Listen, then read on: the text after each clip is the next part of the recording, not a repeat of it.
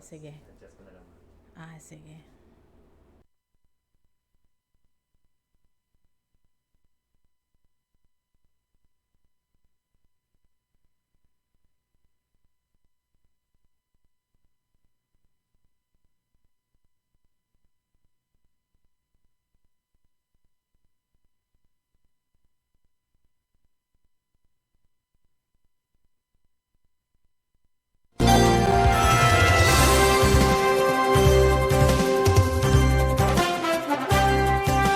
Spearhead Radio. Mga balitang makatotohanan. Mga impormasyong walang halong kasinungalingan. Para sa kapayapaan at pagkakaisa ng sambayanan. Ito ang nag-iisang virtual radio ng inyong Philippine Army sa Kabisayaan. Spearhead Radio.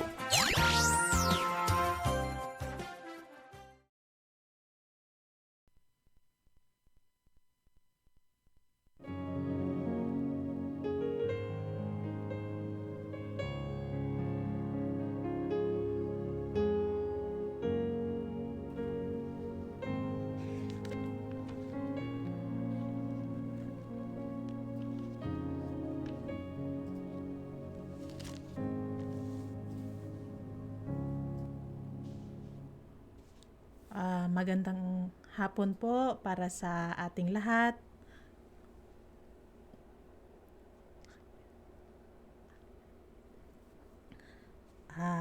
Welcome po sa ating pananambahan sa hapong ito. At tayo po ay magbulay-bulay sa salita ng Panginoon before po tayo continue. Welcome po ang lahat ng mga nakikinig at mga nanonood sa hapong ito sa salita. At kung mayroon po kayong mga prayer requests, mga pasasalamat sa ating Panginoon, welcome po kami na tanggapin niyon na sa atin pong community prayer, maisama po natin sa ating mga panalangin. At salamat po sa pagkakataong ito na binigyan ako ng part na makapagpahayag ng salita ng Panginoon sa hapong ito na kasama natin ang ating kapatid at ganon din ang istasyon ng Spearhead Radio na naging part ng ating ministry. Patuloy sana ang pagpapala ng Panginoon. Patuloy sana na kikilos siya sa ating mga buhay sa mga panahong ito na maraming mga pagsubok ang dumating, lalong-lalo na sa COVID-19. Sana ngayon ay patuloy na kikilos ang Panginoon. Pagkalooban tayo ng strength, courage na magpatuloy at assurance na hindi niya tayo pababayaan at hindi niya tayo iiwan sa ganitong panahon. Alam ko na God kumikilos mysteriously sa ating mga buhay, lalong-lalo na sa panahon ngayon na minsan nawawalan tayo ng pag-asa, minsan nahihirapan tayo, but mind us, brother, na sisters, na God is there. Andito siya, kasama natin siya, hindi niya tayo napapabayaan at pinapabayaan. So, kung mayroon po kayong mga prayer requests, pasasalamat, wag po kayong mahiyang mag-comments sa ating comment box. So, yun po, at patuloy tayo sa ating pananambahan para po sa ating call to worship. Kung mayroon po kayong mga Bible dyan sa mga cellphone ninyo or dyan sa bahay ninyo, buksan po natin ang Psalms 138. Babasahin ko po sa salitang Tagalog. Yahweh, ako'y buong pusong aawit. Nagpapasalamat sa harap ng ibang Diyos. Pupurihin kitang ganap. Sa harap ng iyong templo ayuyukod at gagalang. Pupurihin kita roon, pupurihin ang iyong ngalan. Dahilan sa pag-ibig mo at sa iyong katapatan at katapatan ikay tunay na dakila, pati iyong kautusan. Noong ako'y tumawag, tinanggap ko ang tugon mo. Sa lakas mong itinulong ay lumakas agad ako. Dahilan sa pangako mong naririnig ng mga hari, pupurihin ka ng lahat ng ikay ipagbubunyi. Ang lahat ng ginawa mo ay kanilang aawitin, at ang kadakilaan mo ay kanilang sasambahin. Kung ang Diyos mong si Yahweh ay dakila at mataas, hindi niya nililimot ang aba at mahirap. Kumubli makita niya ang hambog at pasikat. Kahit ako'y nagdaranas ng maraming suliranin, ako'y walang agam-agam panatag sa inyong piling. Nahahandang harapin mo papasok kong kaaway. Ligtas ako sa piling mo sa lakas ng iyong taglay. O Diyos, mga pangako mo'y tinutupad mo hanggang lahat. Ang dahilan nito, Yahweh, pag-ibig mo'y di kukupas, at ang mga sinimulang gawin mo'y magaganap. Para sa ating opening hymn, kantahin po natin ang ating hymn, Many Gifts, One Spirit.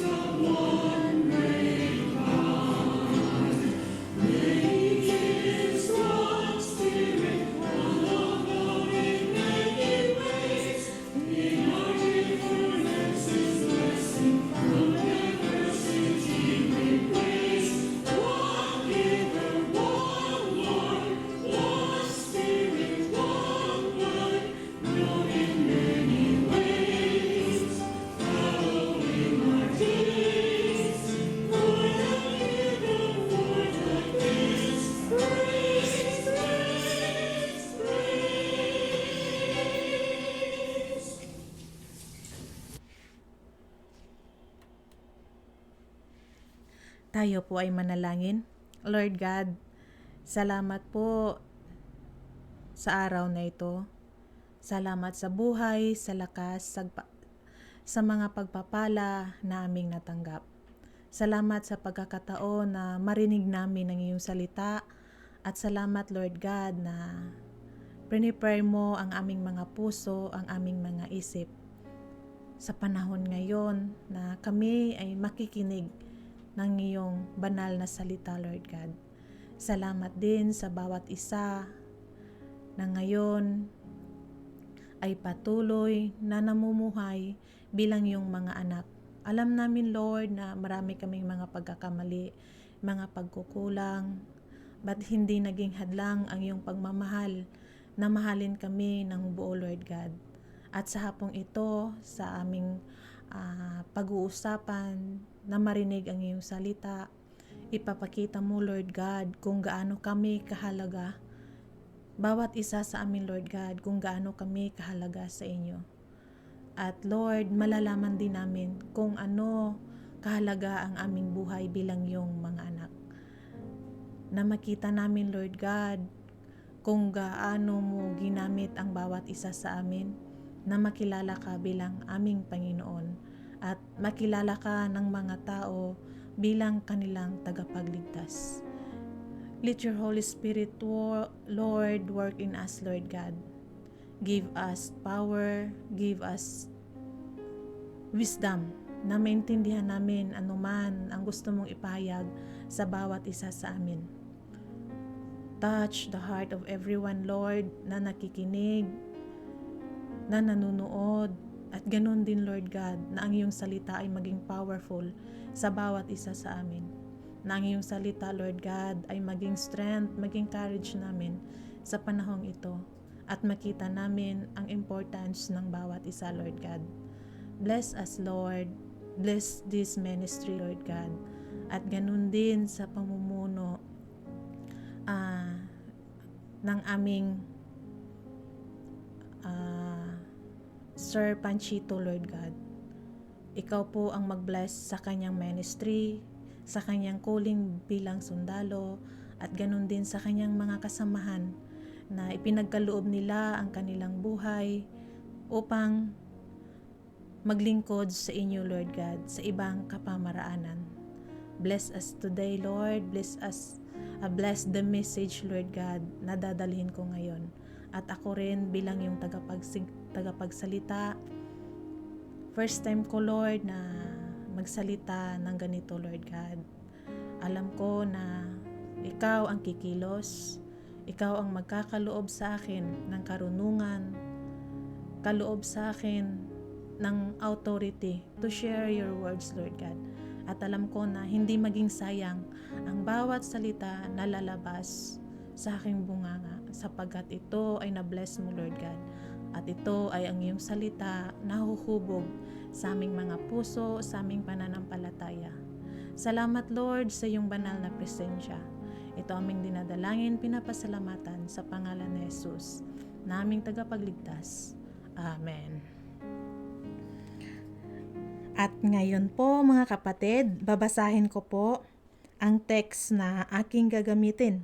Sa hapong ito ay makikita sa 2 Corinthians 12 verses 1 to 31. 2 Corinthians verses 11 to 31. Babasahin ko po sa salitang Tagalog. Ito po ang sinasabi: Si Kristo'y tulad ng isang katawan na may maraming bahagi. Kahit na binubuo ng iba't ibang bahagi, ito ay nananatiling iisang katawan. Maging Hudiyo o Hintil, alipin man o malaya, tayong lahat ay binabautismuhan sa isang espiritu upang maging isang katawan. Tayong lahat ay pinainom sa isang espiritu. Ang katawan ay binubuo ng maraming bahagi at hindi ng iisang bahagi lamang. Kung sasabihin, ng paa, hindi ako kamay kaya't hindi ako bahagi ng katawan. Hindi nga ba ito bahagi ng katawan? Kung sasabihin ng tainga, hindi ako mata kaya't hindi ako bahagi ng katawan. Hindi nga ba ito bahagi ng katawan? Kung puro mata lamang ang buong katawan, paano ito makakarinig? Kung puro tainga lamang ang buong katawan, paano ito makakaamoy? Subalit inilagay ng Diyos ang bawat bahagi ng katawan ayon sa kanyang kalooban. Kung ang lahat ng bahagi ay pari-pareho, hindi iyan maituturing na katawan. Ngunit ang totoo'y marami ang mga bahagi, ngunit iisa lamang ang katawan. Hindi rin naman masasabi ng mata na sa kamay hindi kita kailangan, ni ang ulo sa mga paa. Hindi ko kayo kailangan. Sa katunayan, ang mga bahaging parang may hina, ang siya pangang kailangan. Ang mga bahagi ng katawan na inaakala nating hindi gaanong kapuri-puri ay pinag-uukulan ng higit na pagpapahalaga. Ang mga bahaging hindi likas na maganda ay siya naging higit na pahahalagahan. Hindi na ito kailangang gawin ng mga bahaging sadyang maganda. Nang iaayos ng Diyos ang ating katawan, binigyan niya ng higit na karangalan ang mga bahaging di gaanong marangal upang hindi magkaroon ng pagkabahabahagi at sa halip ay magmamalasakit sa isa't isa. Kung nasasaktan ang isang bahagi, nasasaktan ang lahat. Kung pinapangaralan ang isang bahagi, nagagalak ang lahat. Kayo ngang lahat ang isang katawan ni Kristo, at bawat isa sa inyo ay bahagi nito. Naglagay ang Diyos sa iglesia, una ang mga apostol, ikalawa ng mga propeta, at ikatlo ng mga guro. Naglagay rin siya ng mga gumagawa ng mga himala, mga nagpapagaling ng mga may sakit, mga tagatulong, mga tagapangasiwa, at mga nagsasalita sa iba't ibang mga wika. Hindi lahat ay apostol, propeta o guro. Hindi lahat ay binigyan ng kakayahang gumawa ng mga himala, magpagaling ng mga may sakit, magsalita sa iba't ibang mga wika o magpaliwanag ng mga wikang ito. Kaya't buong sikap ninyong hangarin ang mga kaloob na mas dakila. At ngayoy ituturo ko sa inyo ang walang katulad sa lahat. This is the word of God to the people of God. Amen. Ang topic po natin sa hapong ito is about unity in diversity. Unity and diversity. Pagkakaisa ng pagkakaiba. Kung titingnan natin, parang mahirap, no? Mayroon bang pagkakaisa ang pagkakaiba? Pero sa nabasa nating text kanina, dito ipinakita na mayroong pagkakaisa ang pagkakaiba. Sa nabasa nating text kanina, mayroong story nito eh. Ang iba siguro nakarinig na nito. Isang araw, nag-usap-usap yung mga bahagi ng katawan. Ang sabi ng bunganga, ayaw ko nang kumain kasi nakakapagod, laging ngumunguya. So sabi naman ng tiyan, ayaw ko na rin i-digest lahat ng mga kinakain mo kasi nakakapagod din. So ang sabi ng mata, di matutulog na lang ako ng matutulog. Ang sabi naman ng kamay, hindi ko na ikikilos ang aking mga kamay. At yung labasan naman ng dumi, sabi niya, hindi ko na rin ilalabas kasi ayaw nyo nang kumilos. yung mga dumi na nasa katawan. Ngayon, lahat sila naghinto ng kanilang mga gawain. Hindi na sila nag-function according sa kanilang mga responsibility or according sa kanilang mga gawain bilang isang katawan. Sabi dito sa verse 12 kanina, basahin ko po muli ha. Si Kristo'y tulad ng isang katawan na may maraming bahagi. Kahit na binubuo ng iba't ibang bahagi, ito ay nananatiling isang katawan. Ang ating katawan ay binubuo ng iba't ibang parte. Ulo, mata, bunganga, tainga, kamay, tiyan, paa. Napakaraming parte. Pero binubuo siya ng isang katawan. At katulad din sa kay Kristo, tayo na mga Kristiyano, magkaiba-iba rin ang ating mga denominasyon. At sabihin rin natin, magkaiba-iba rin ang ating mga calling. Hindi naman pwede lahat ay maging pastor, hindi naman pwede lahat ay maging nurse, hindi rin naman pwede lahat ay maging sundalo at maging pulis. We are called according to our purposes. So ngayon, in human body, if one part of the body will not function, all parts of the body will be affected. Totoo po yun. Isipin natin, kung ang bunganga ay mag-stop na siya ng kumain, magugutom ang ating katawan, di po ba? Magugutom tayo, manghihina tayo. Kung ang ating mata ay hindi na siya mag-function, pipikit na lang siya ng pipikit. Kung ang ating kamay hindi nagkikilos, kung hindi na i-digest ng ating tiyan or ng ating small and big intestine, ng ating mga kinain, anong mangyayari sa atin? Bloated ang ating tiyan, di po ba? At kung hindi i-release din yon ng ating labasan ng mga dumi, ano ang mangyayari sa katawan ng tao? Mapupoison siya. At kung ang paa ay hindi nakikilos, ano ang mangyayari sa katawan? Ano ang mangyayari sa isang tao? Kung titingnan natin yung thumb natin, parang simple lang siya, no?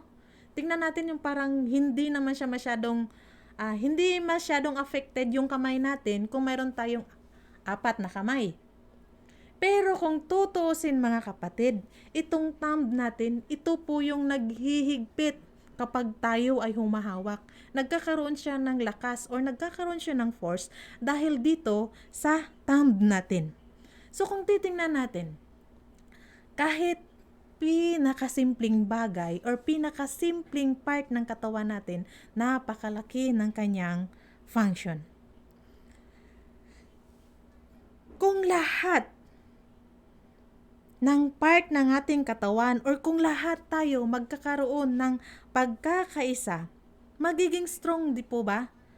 Kung ang ating kamay ay buo, 5 daliri siya, kikilo siya or hahawak siya, maging malakas siya. If we put it in work, in one we are stronger. The importance of the thumb, iyon sinabi ko ganina. Ang importance nito ay ang humigpit. Mayroon ding isang story, yung walis. Di po ba mga kapatid, kung 3 or 4 lamang na walis tingting ang gagamitin natin, mahihirapan tayong magwalis, hindi natin matatanggal or hindi natin magagamit ang walis.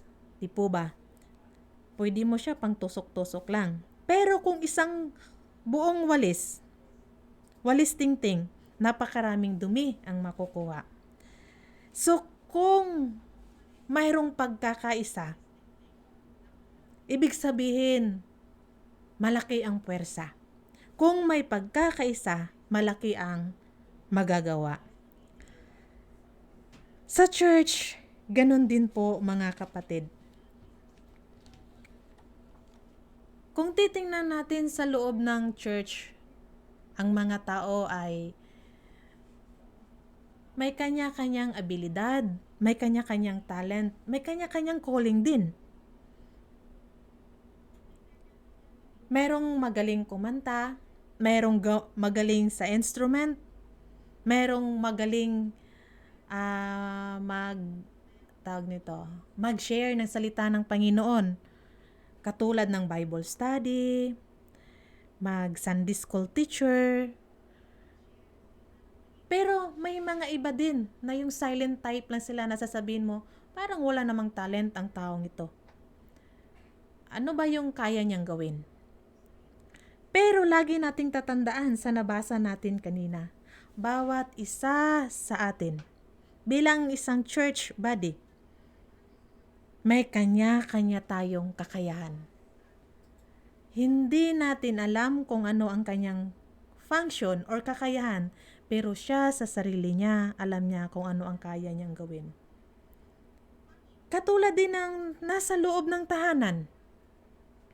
Bawat isa sa magkakapatid or sa isang family, mayroon niyang mga function. 'Di ba? Si bunso, inuutosan na bumili. Si ate, siya yung tagalaba. Si ate pa na isa, siya yung tagaluto. Si kuya, siya yung tagaigib. At kung ang lahat ng family sa buong tahanan ay kumikilos, maging madali lang po yun mga kapatid. At ganun din sa ating loob ng simbahan. Na kung bawat membro sa loob ng simbahan kumikilos ayon sa kanilang kakayahan, ayon sa ipinagkaloob na task or ministry ng Panginoon sa kanila, maging madali ang anumang gawain sa loob ng church. At kung ilalagay din natin sa community, sa isang komunidad, bawat tao mayroon ding responsibility, mayroon ding calling, o mayroon ding gawain. Sa isang komunidad, mayroong mga sundalo, may mga pulis, may mga doktor, may mga nurses. Tinatawag din sila sa kanilang task or sa kanilang ministry ng Panginoon. Tinawag sila according sa kanilang purpose, sa kanilang kakayahan, at sa kanilang abilidad. At kung ang mga ito ay kumikilos ayon sa kanilang kakayahan, ayon sa kanilang calling, or ayon sa kanilang career,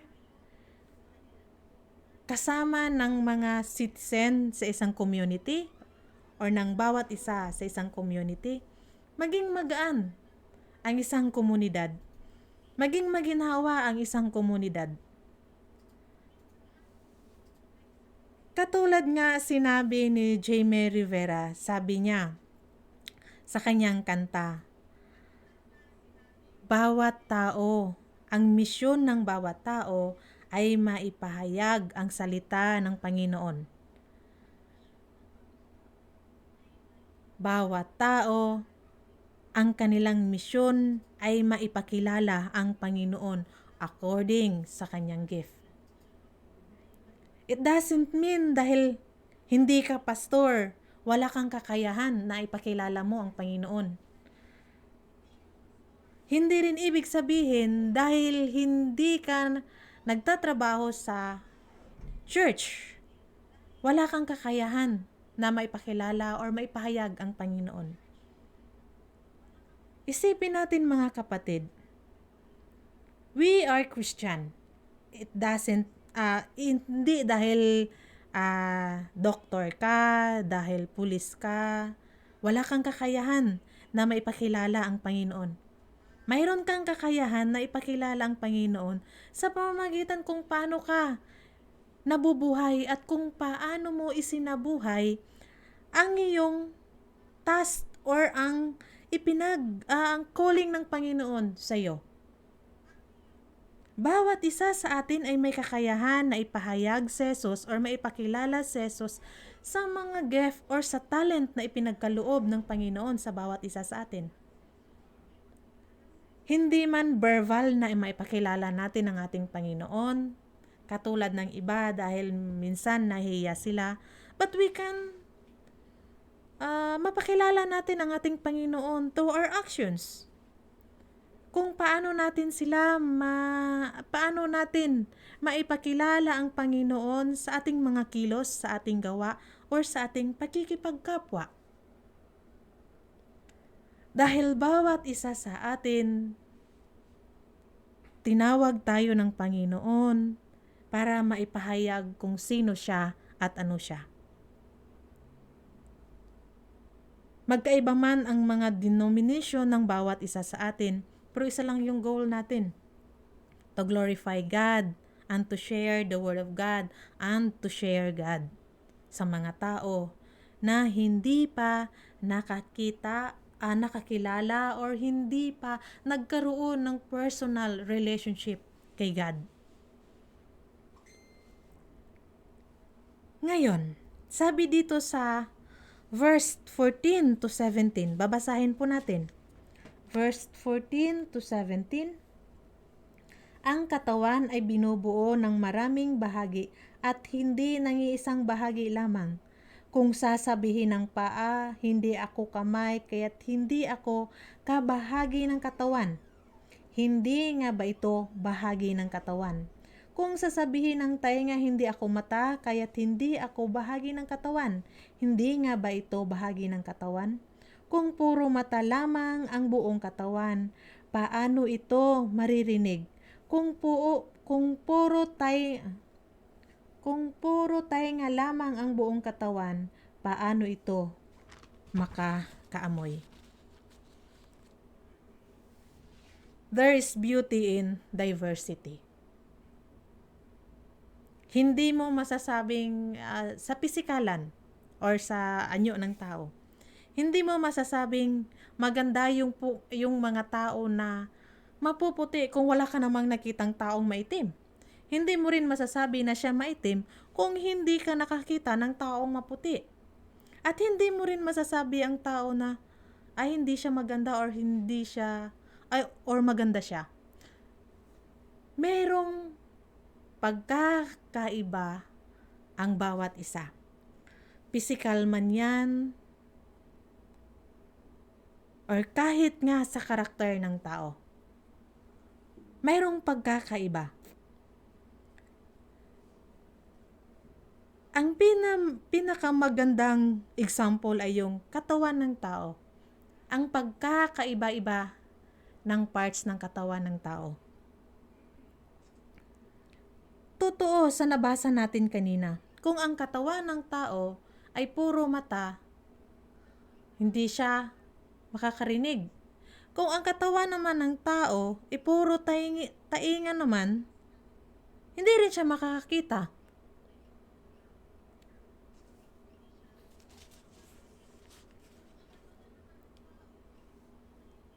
Ang community ay binubuo ng pagkakaiba-iba.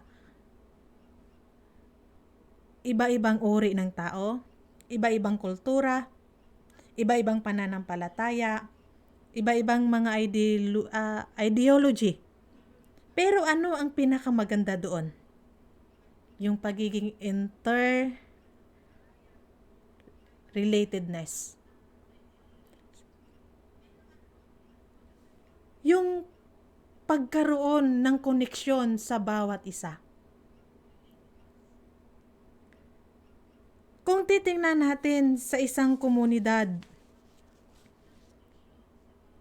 mayroong mga doktor, sabi ko kanina, may mga nurses, iba't ibang career ng bawat tao. Hindi ibig sabihin dahil doktor siya, nurse siya, pulis siya, hindi siya, wala siyang connection or hindi siya connected sa isang community or sa ibang tao na nasa community na hindi doktor at hindi nurses. Dahil sa isang komunidad, nabubuo ang isang komunidad sa iba't ibang uri ng tao. Iba't ibang trabaho, at iba't ibang calling. At nakikita dito ang kahalagahan ng bawat isa. Nakikita dito kung ano yung function ng bawat isa.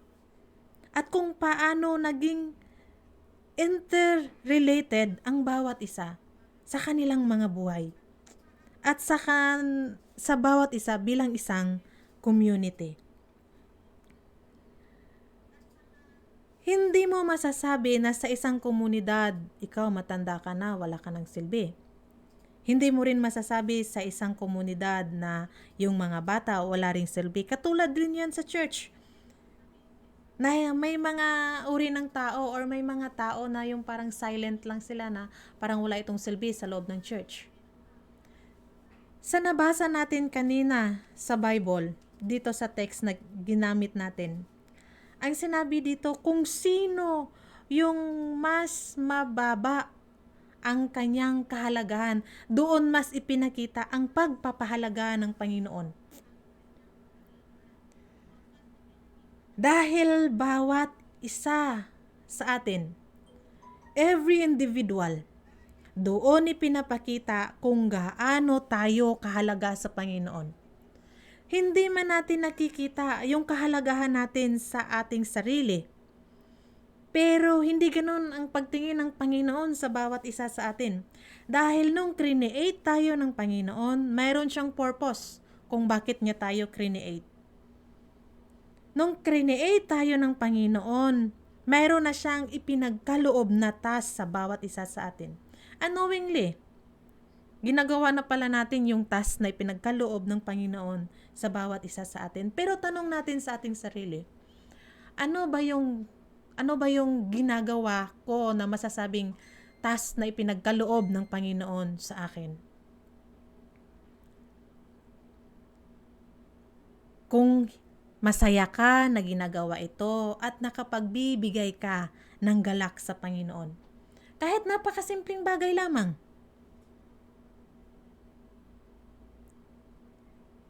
Kaya sasabihin natin na ang buhay natin ay hindi mahalaga sa paningin mo or sa paningin ng ibang tao, siguro. Pero sa paningin ng Panginoon, napakahalaga ng buhay natin, kaya andito tayo sa mundong ito.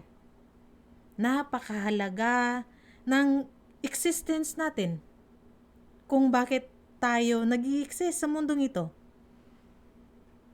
Tingnan natin ha, nung time na ipinagkaloob ng Panginoon ang kanyang buhay, sa bawat isa sa atin, doon niya ipinakita kung gaano ako kahalaga sa Panginoon.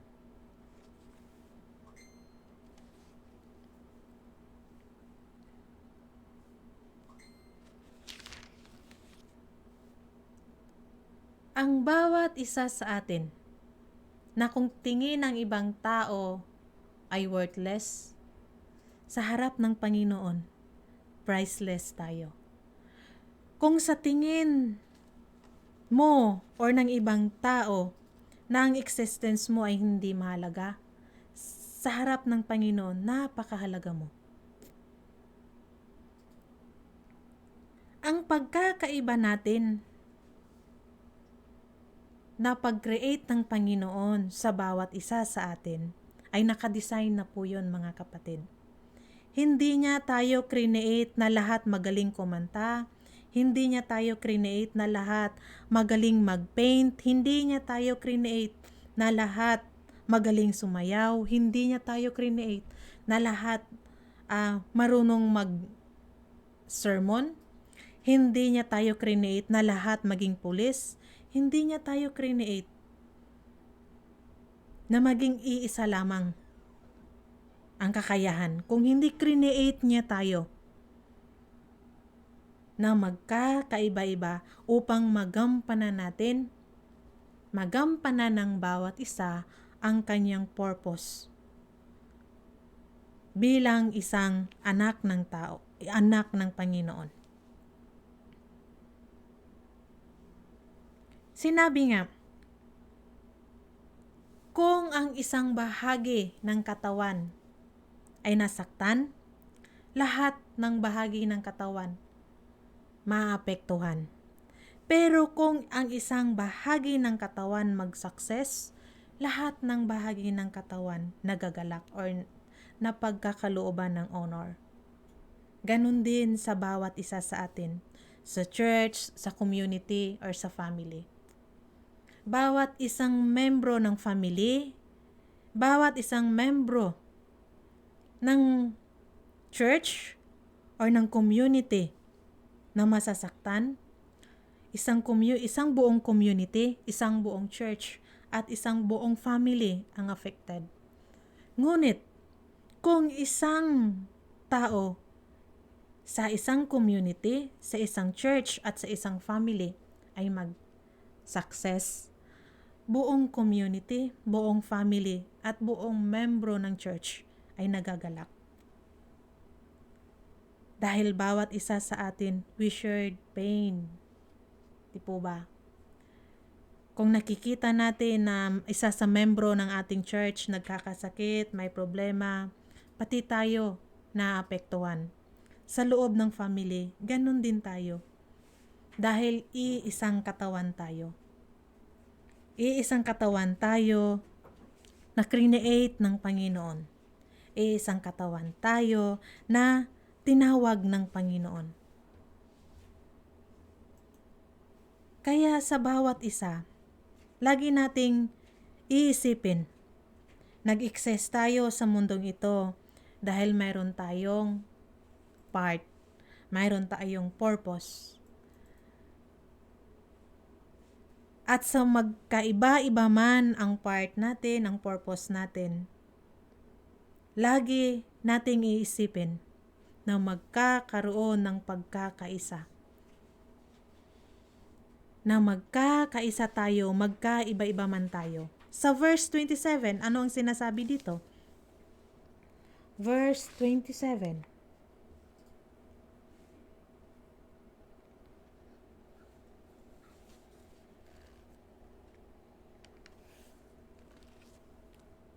Kayo ngang lahat ang isang katawan ni Kristo at bawat isa sa inyo ay bahagi nito.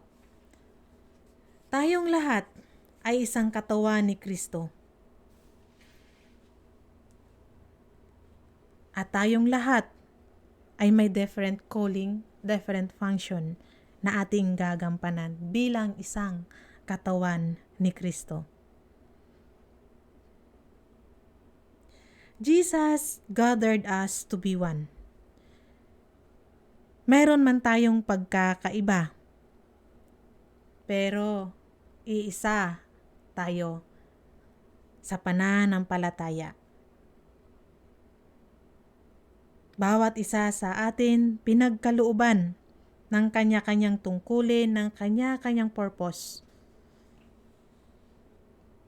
according sa kanyang ministry. Ang iba tinawag upang magprotekta, ang iba tinawag upang mag-alaga sa may mga sakit.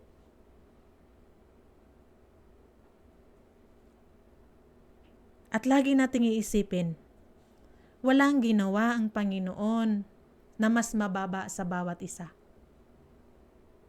Lagi nating iisipin na ginawa tayo ng Panginoon pantay-pantay. Hindi man natin makita sa ating sarili yon, pero yon ang gawa or purpose ng Panginoon. Ginawa niya tayo or tinawag niya tayo according sa ating kakayahan. At sa mga kakayahang yon, gagamitin natin yon na ma-glorify natin ang ating Panginoon. Gagamitin natin yon na maipakilala natin ang ating Panginoon. Na walang, na hindi divided, kung hindi nagkakaisa tayo. Lalong-lalo na sa panahon ngayon, mga kapatid. Sa panahon ngayon na andito tayo sa crisis dahil sa COVID, dito mas makikita kung nagkakaisa ba tayo, nagampanan ba natin ang task, ang ministry natin na ipinagkaloob ng Panginoon. Naging faithful ba tayo sa ministry na ipinagkaloob niya? At tayo bilang mga simple na mga citizen lang, kung titingnan natin, iisipin natin, wala naman siguro akong task, no? Kasi hindi ako teacher, hindi ako doktor, hindi ako nurse, hindi ako pulis, hindi ako sundalo. Wala, nanay lang ako. Yung task ng nanay is ang pangalagaan ng kanyang mga anak. Ang task ng tatay, andun rin yung pagprotekta at pangalaga ng kanyang family. Simple man sa isip mo, simple man ang iniisip mo sa iyong sarili na parang wala kang purpose or wala kang ministry, wala kang task.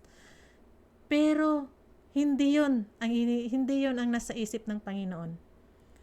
Meron siyang ipinagagawa sa iyo. At kapatid, 'yun ang titingnan natin sa ating sarili. Ano sa tingin mo ang task na ipinagkaloob ng Panginoon sa iyo? Nasa tingin mo, nagampanan mo na, or sa tingin mo, hindi mo pa nagampanan or hindi mo pa alam. Malalaman natin yun, kapatid, kung ating hahanapin or kung magkakaroon tayo ng personal relationship sa ating Panginoon. Malalaman mo ano ba ang purpose ng existence mo. Ano ba ang task na ipinagkaloob ng Panginoon sa iyo. Hanggang dito lang po, tayo ay manalangin.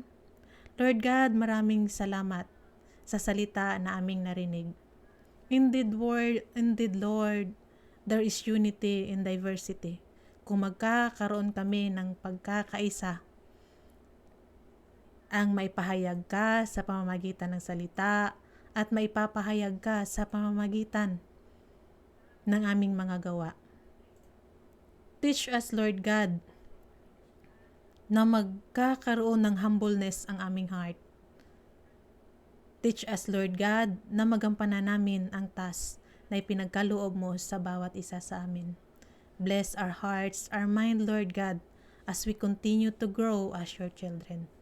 Ito aming dinadalangin, pinapasalamatan sa pangalan ni Jesus. Amen.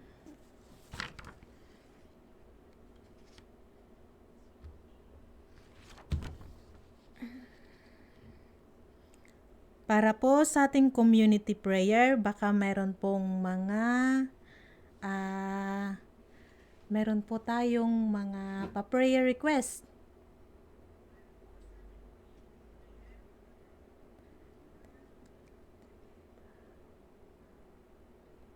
Okay, shout out idol. Wala, mayroon po ba tayong mga walang ito ba? Ito? Kay Adrian Redondo, Polamar, good afternoon, Faith Speaks. God bless everyone watching from Haro. Hello po. Okay, shout out daw po kay Idol. Sino ba yung idol niya? Si Fred Ambrosio Lubong. At blessed Sunday everyone from Buena Vesta. At gandang hapon, I'm watching live from Taytay, Rizal. Renanti D. Garcia Torreblanca. Hello po. Salamat po sa panunood. Blessed Sunday. Spearhead Troopers from Alyan, Doronelia. At ganun din kay Father Franz. Hello po, Father Franz. Good afternoon, Rev Christine. Hello po, good afternoon din po. Okay. Patuloy po tayo sa ating community prayer. Tayo po ay makipag-usap sa Panginoon sa ating mga panalangin na siya ay patuloy na kikilos, magkakaloob sa atin ng strength, courage, na patuloy na lumaban sa mga hamon sa buhay. Ganon din, isali natin sa ating mga prayers ang ating mga church workers, ang ating mga frontliners, ang bawat family na mga mga kapatid, mga parents natin, mga kakilala natin na nangangailangan ng prayer, mga kapatid natin na may mga karamdaman, at ganun din isali natin ang ating government, at isali din natin ang mga tao na hindi pa nakakilala or hindi pa natanggap si Jesus as their Lord and Savior. Manalangin tayo mga kapatid. Salamat sa pagkakataon na ito, Panginoon, na maipahayag ka, maipakilala ka, at nalaman namin ang importansya namin bilang iyong anak. Salamat, Lord, na you created us for a purpose, Lord God. At sana, Lord, kung ano man ang purpose na ito, Lord God, continue to reveal sa bawat isa sa amin, Lord, na magampanan namin ito na may galak ang aming mga puso. At ang bawat isa na nanunood, nananalangin sa inyo, touch their heart, Lord God. Touch mo rin ang kanilang mga puso na patuloy kang maging sentro ng kanilang mga buhay. Anuman ang mga pagsubok na kanilang nararanasan, mga sakit na naramdaman, Lord God, heal them, Lord. Alam namin na you are a great healer, Lord God. Walang imposible kung ikaw ang kikilos sa bawat isa sa amin, Lord God. Salamat, Lord, na ipinakilala mo ang iyong sarili sa bawat isa sa amin, na nagkaroon ng halaga ang aming mga buhay. Salamat na ipinagkaloob mo ang iyong buhay sa bawat isa sa amin, na nagkaroon kami ng bagong buhay. Na-renewed ang aming buhay, Lord God. Nagkaroon ng halaga, nagkaroon ng purpose. At Lord, sa mga kapatid namin na hindi ka pa kilala, sa mga kapatid namin na hindi ka pa nila tinanggap bilang kanilang tagapagligtas, continue to touch their hearts, Lord God. Nasa mga naririnig nila ng mga testimony, mga naririnig nila na kwento tungkol sa iyo, Lord God, ay kikilos ito sa kanilang mga puso, sa kanilang mga isip. Alam mo, Lord, kung sino sila, kilala mo sila, Lord God, at alam namin, Lord, kung gaano mo sila kamahal at gaano sila kahalaga sa inyo. Lord, marami ang nakaka-experience ngayon ng mga pagsubok, paghihirap, dahil sa COVID-19 na pandemic, Lord God. At alam namin na ikaw ang patuloy na kumikilos. Ikaw ang patuloy na nagkakaloob sa amin ng assurance, nagbibigay sa amin ng healing. Na anuman ang mangyayari, Lord God, you are our God, our healer, our provider, our protector. Salamat sa aming mga frontliners na ipinagkakaloob nila ang kanilang mga buhay upang maprotektahan at mapangalagaan ang iyong mga anak, Lord God. Bless our doctors, our nurses, Lord God, mga kasamahan nila sa hospitals, Lord. Protect them, Lord God. Protect their families, Lord God. I-bless mo ang kanilang mga kamay, i-bless mo ang kanilang mga katawan. Continue to protect them, Lord God, na ma-experience nila kung gaano ka-amazing sa kanilang mga buhay. Ganon din sa kanilang mga pasyente, Lord God, na may mga karamdaman. Continue to extend healing to them, Lord God, sa pamamagitan ng iyong mga nurses, ng iyong mga doctors, ma-experience nila ang healing grace na manggagaling sa inyo. At sa kanilang mga financial needs, Lord, alam namin na ikaw ang Diyos na mayaman. Mayaman na kayang ipagkaloob ang pangangailangan ng iyong mga anak. At mayroon kang mga taong ginagamit upang matugunan ang kanilang pangangailangan. Continue, Lord God, na ikaw ang kikilos sa aming mga puso. Sa bawat isa sa amin, Lord, na patuloy naming maramdaman ang iyong banal na presensya, lalong-lalo na sa panahon ngayon, Lord God. At salamat din, Lord, na sa buong tao na na-experience namin ang COVID-19, Lord God, ang pandemic na ito, Lord God. You sustain our needs, Lord. Salamat, Lord God. Dinadalangin din namin ang aming mga kasundaluhan, dinadalangin namin ang aming mga kapulisan. Ikaw ang patuloy na mag-bless sa kanila. Continue to mold their hearts, Lord God, their minds, Lord God, na anuman ang mga pagsubok na kanilang nararanasan, mga struggles nila, Lord God. Give them peace of mind, Lord God. Assurance, Lord, na Ikaw ang kanilang Panginoon na nagpro-protect sa kanila, nagbe-bless sa kanila, sa kanilang buhay, ganun din sa kanilang mga family, Lord God. I know, Lord, na You call them to protect us, Lord God. At Lord, patuloy mong hubugin ang kanilang mga puso at ang kanilang mga isip. Ganon din sa aming mga church workers, Lord. Alam mo kung gaano kami ngayon nahihirapan sa mga sitwasyong ito, lalong-lalo na sa aming mga ministry. Limitado ang aming paglabas, limitado ang aming mga gawain, pero alam namin na andyan ka na kumikilos, gumagawa ng paraan, Lord God, kung paano namin magampanan ang tungkulin na ipinagkaloob mo sa bawat isa sa amin.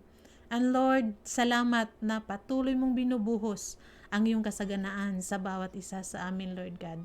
Patuloy mong ginagamit ang aming mga churchmate, ang aming mga members, Lord, na masustain rin ang aming mga pangangailangan. Salamat sa blessing na everyday pinagkakaloob mo sa iyong mga church workers, Lord God, at sa membro ng iyong church, Lord. Dinadalangin din namin, Lord God, ang aming government, ang aming president, ang aming vice president, down, Lord God, sa aming mga kapitan, Lord God. Salamat na patuloy mo silang ginagamit sa kanilang kakayahan, sa kanilang calling, Lord God, to lead your people. Bless their hearts, Lord. Give them wisdom na anuman ang kanilang mga plano, anuman ang kanilang mga desisyon, inline ito sa will mo, Lord God. At kung mayroon man silang pagkaiba-iba ng mga opinyon, ng mga ideolohiya, Lord God, magkaroon din sana ng pagkakaisa sa kanilang mga goal, Lord God, bilang aming mga leaders. At kami bilang mga citizen, Lord God, turuan mo kami na maipanalangin namin sila. Alam namin na bawat isa sa amin may mga kakulangan.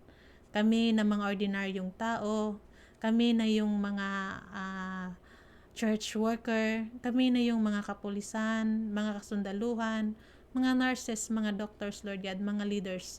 Mayroon kaming mga kakulangan, mayroon kaming mga pagkakamali. Turuan mo kami na makita namin ito bilang individual, Lord God. At turuan mo kami na maipanalangin namin ang bawat isa sa amin, Lord God. May panalangin din namin ang aming mga kakulangan, ang aming mga pagkakamali, Lord God, na sa pamamagitan ng iyong karunungan ng banal na Espiritu, may kakayahan kaming maituwid ito. Salamat sa panahong ito, Lord God, na ipinakita mo kung sino ka at ano ka sa aming mga buhay. Salamat sa mga nakikinig, salamat sa mga nanonood. Bless their lives, bless their ministry, bless their callings, Lord God. At patuloy na maipahayag ang iyong salita sa pamamagitan ng kanilang buhay. And Lord, bless this ministry, Lord God. Nalalago ito at sa pamamagitan ng ministry ito, Lord, maraming mga tao ang makakarinig ng iyong salita at maraming mga buhay ang mabago, Lord God. Maraming mga buhay ang maligtas at maraming mga tao ang tatanggap sa iyo bilang kanilang Panginoon at tagapagligtas. Ito aming dinadalangin, pinapasalamatan sa pangalan ni Jesus. Amen. Para po sa ating response, kantahin po natin ang I Know the Lord Will Answers All Our Prayers.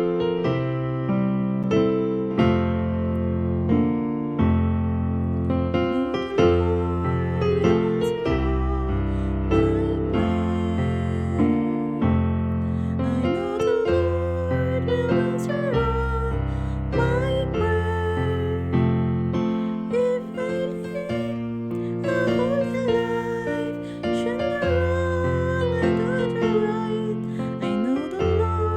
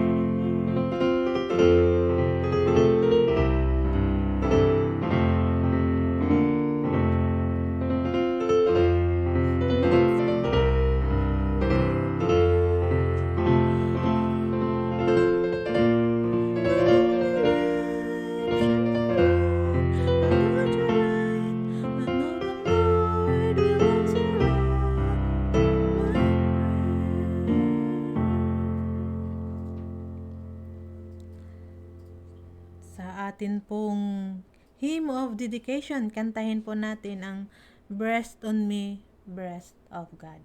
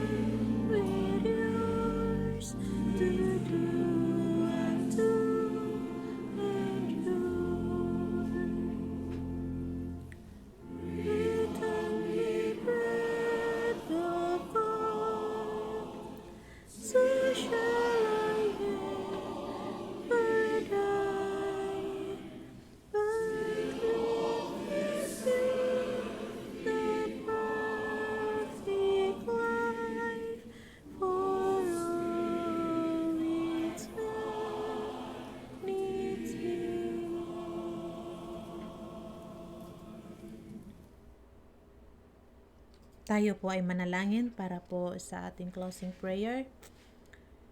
Lord God, salamat sa mga salita at awiting aming narinig, Lord God. Salamat sa assurance, Lord, na You created us special, Lord God.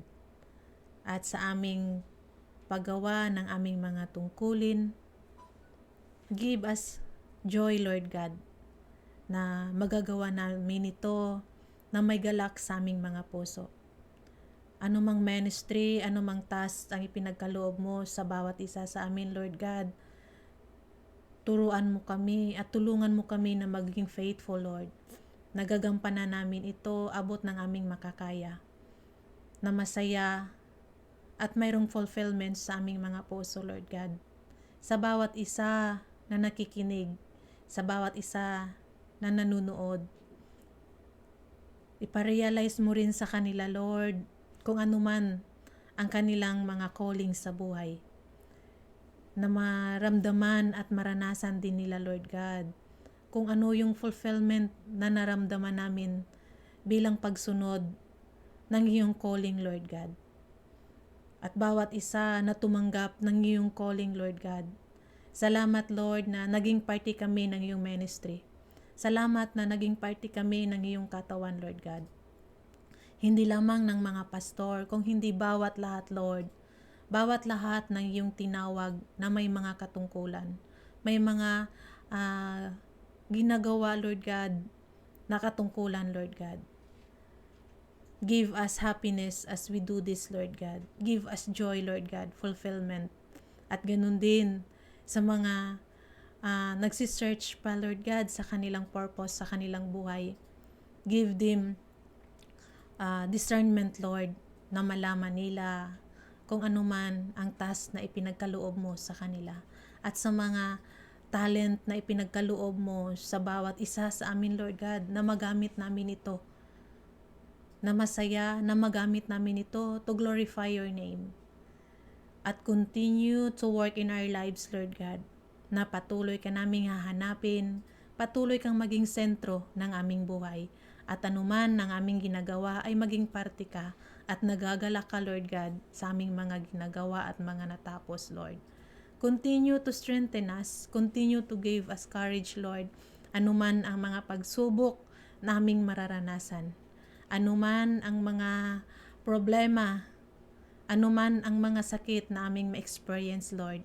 Alam namin, andun yung assurance mo, Lord, na hindi mo kami pababayaan, no, hindi mo kami iiwanan, Lord God. Sasamahan mo kami hanggang sa dulo ng aming buhay, Lord. At salamat sa mga promises na yun, Lord God. At alam namin, lahat ng mga promises mo, Lord, tinutupad mo, Lord God.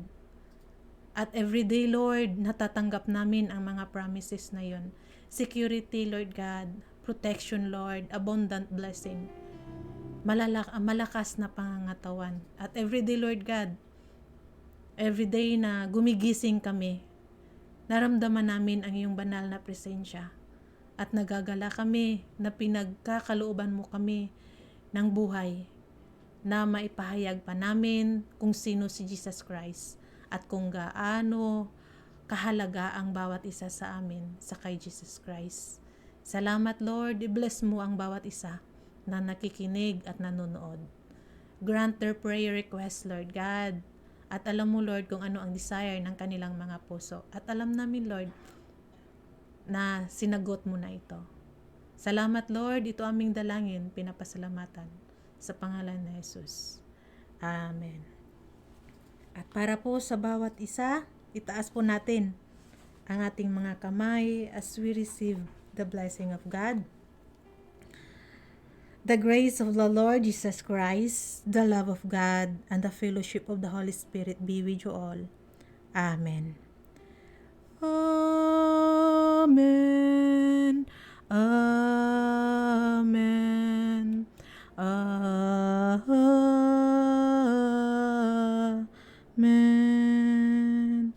Blessed Sunday po sa ating lahat.